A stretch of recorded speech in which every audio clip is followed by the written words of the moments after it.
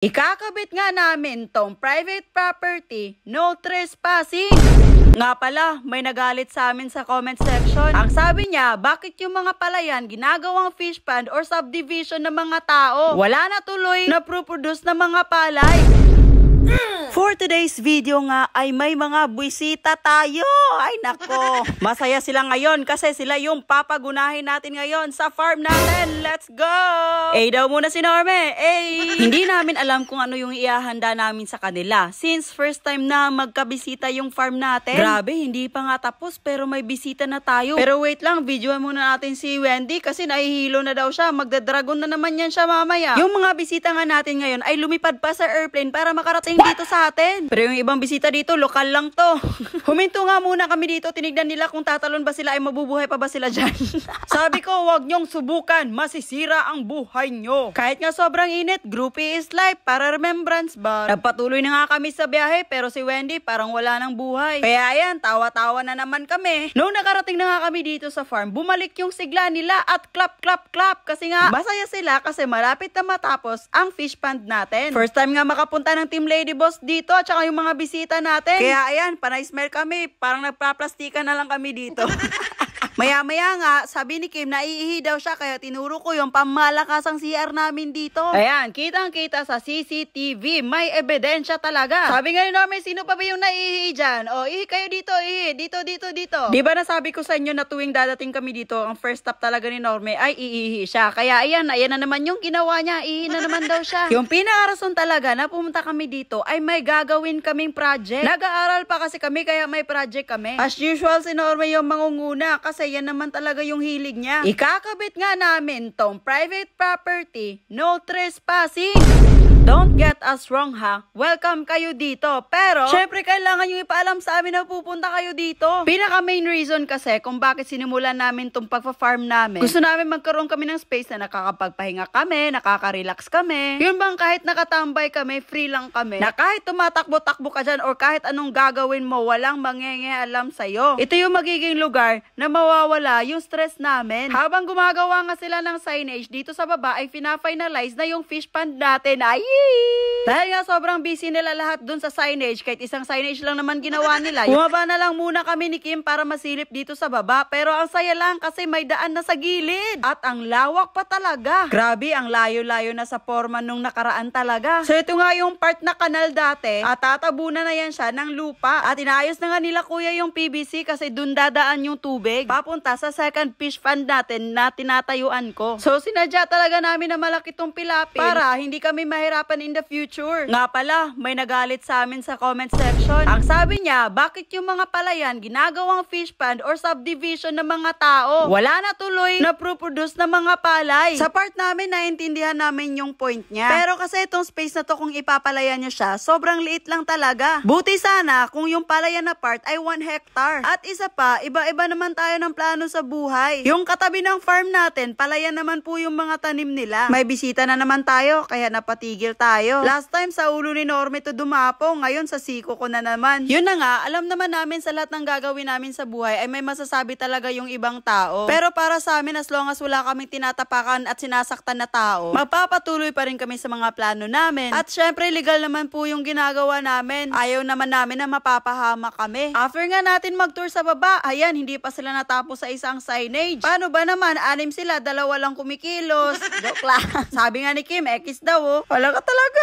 Medyo nahirapan nga sila since yung mga kahoy na kinukuha nila ay galing lang talaga dito sa farm. So kailangan din talaga nila maghanap ng paraan para tumibay yung signage. Hindi yung pang isang linggong pag-ibig lang ba? Hindi yung isang hangin matutumba na. Ay nako, walang foundation. Wala kang makeup, foundation pa ba?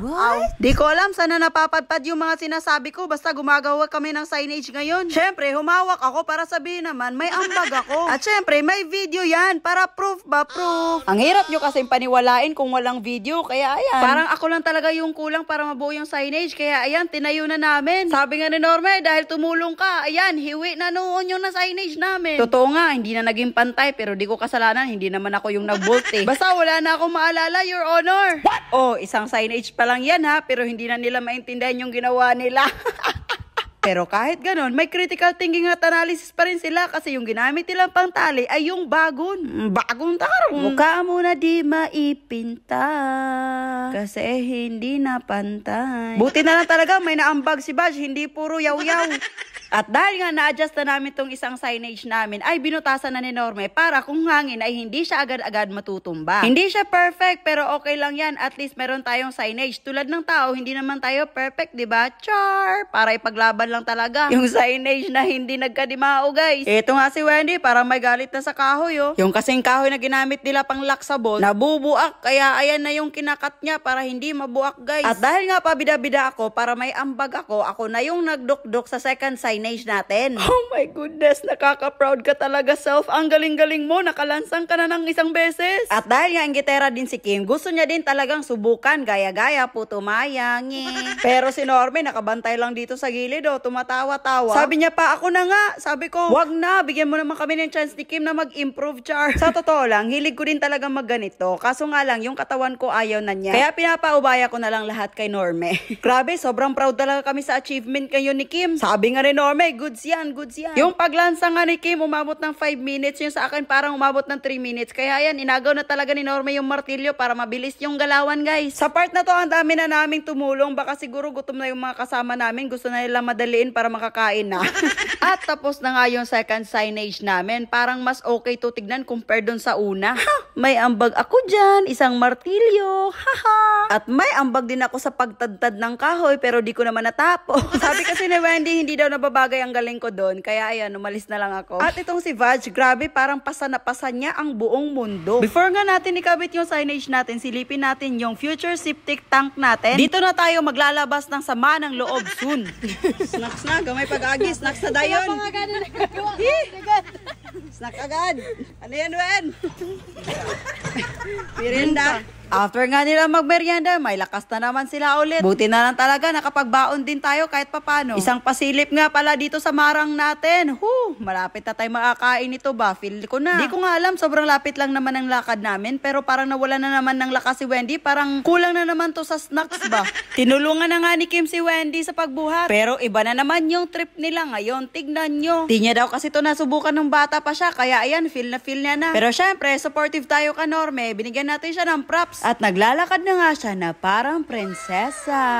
Sana all, feel mo Ayan, i-feel mo yan.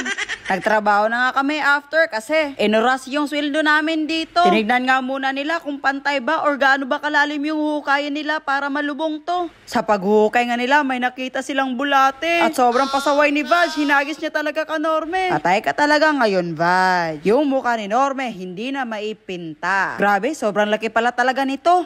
Kinuha ko nga at sabi ni Norme, no.